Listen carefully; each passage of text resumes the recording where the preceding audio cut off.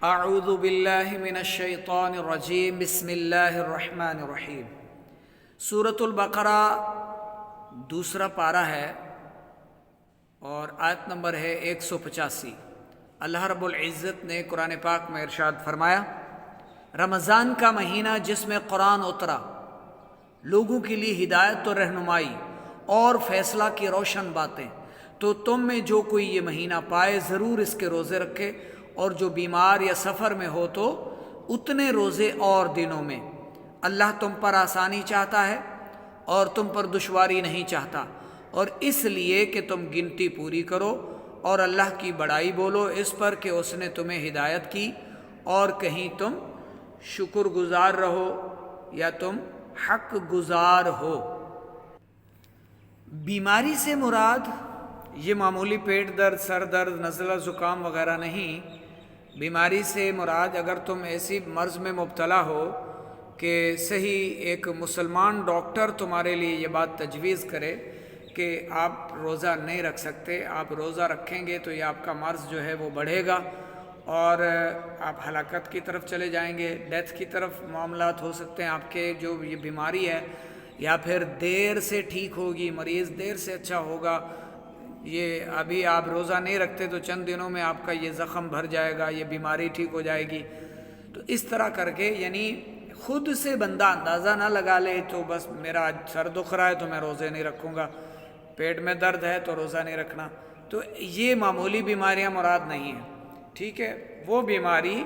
کہ جو آپ کے وجود میں کسی آپ کے عضو کے ناکارہ ہونے کا سبب بن سکتی ہے، آپ کا بازو پاؤں ناکارہ ہو سکتا ہے، کسی کوئی ایکسیڈنٹ ہوا ہے، کوئی کٹ لگا ہے، بہت بڑا زخم ہے، کوئی اس طرح کے معاملات ہیں، بیماری ہے،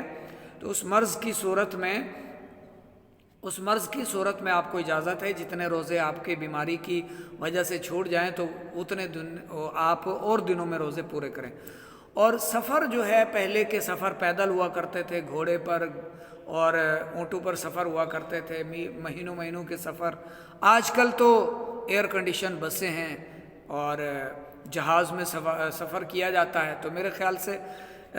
ان سفروں میں روزہ رکھ لینا آپ کے لیے زیادہ بہتر ہے، ٹھیک ہے؟ سفر وہ جو آپ کو تھکا دے،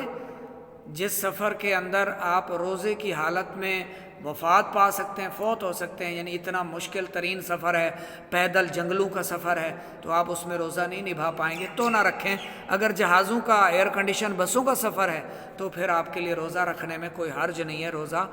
آپ رکھ لیجئے۔ شعب الایمان کتاب میں ایک روایت درج ہے، سیدنا ابو سعید خدری رضی اللہ تعالیٰ عنہ سے روایت ہے، اللہ کے رسول صلی اللہ علیہ وآلہ وسلم نے فرمایا، جب ماہ رمضان کی پہلی رات آتی ہے تو آسمانوں اور جنت کے دروازے کھول دیے جاتے ہیں اور آخر رات تک بند نہیں ہوتے۔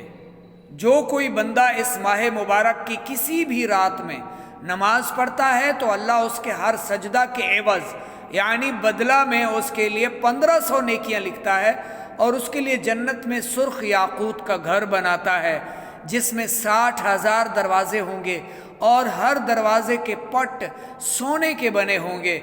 جن میں یاقوت سرخ جڑے ہوں گے۔ پس جو کوئی ماہ رمضان کا پہلا روزہ رکھتا ہے تو اللہ مہینے کے آخر دن تک اس کے گناہ معاف فرما دیتا ہے، اور اس کے لیے صبح سے شام تک 70,000 فرشتے دعائیں مغفرت کرتے رہتے ہیں۔ رات اور دن میں جب بھی وہ سجدہ کرتا ہے، اس کے ہر سجدہ کے عوض یعنی بدلے میں اسے جنت میں ایک ایسا درخت عطا کیا جاتا ہے کہ اس کے سائے میں گھوڑے سوار 500 سال تک چلتا رہے۔ کتاب کا نام شعب الایمان، جلد 3 صفحہ 314، حدیث نمبر ہے 3635۔ سبحان اللہ۔ پیارے اور محترم اسلامی بھائیوں، خدائے حنان و منان عز و جل کا کس قدر عظیم احسان ہے کہ اس نے ہمیں اپنے حبیب ذیشان رحمت عالمیان صلی اللہ علیہ وآلہ وسلم کے طفیل ایسا ماہ رمضان عطا فرمایا کہ اس ماہ مکرم میں جنت کے تمام دروازے کھل جاتے ہیں اور نیکیوں کا اجر خوب بڑھ جاتا ہے۔